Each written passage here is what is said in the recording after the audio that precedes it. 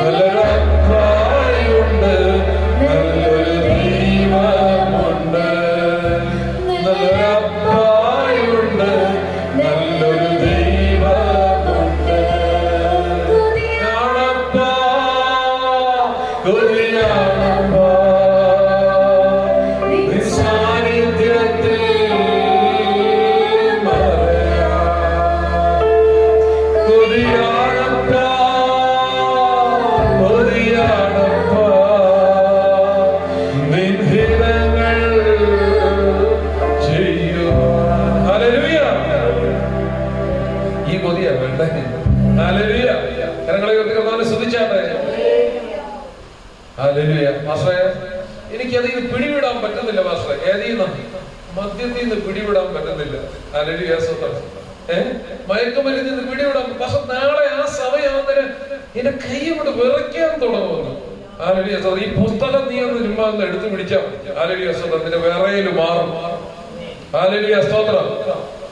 നശിപ്പിച്ച് കളയുന്ന ഇന്ന് ഞങ്ങള് 4 മൈലിനടുത്ത് പോയിട്ട് തിരിച്ചു വന്നപ്പോഴത്തേന് ഞാനൊരു വീട്ടിൽ കയറി പ്രാർത്ഥിച്ചു. പ്രതീക്ഷിതമായ പ്രാർത്ഥിച്ചത്. ഞാൻ പ്രാർത്ഥിച്ച വിഷയം ഒറ്റ കാര്യമേ ഉള്ളൂ. ഞാൻ അദ്ദേഹത്തോട് പറഞ്ഞൊരു കാര്യം ഇത്രയോ മാത്രമേ ഉള്ളൂ. എന്താണ് പറഞ്ഞതെന്നറിയാമോ? ഈ പരിപാടി നിർത്തണം. ഏത് പരിപാടി? ഈ പുകവലി നിർത്തണം.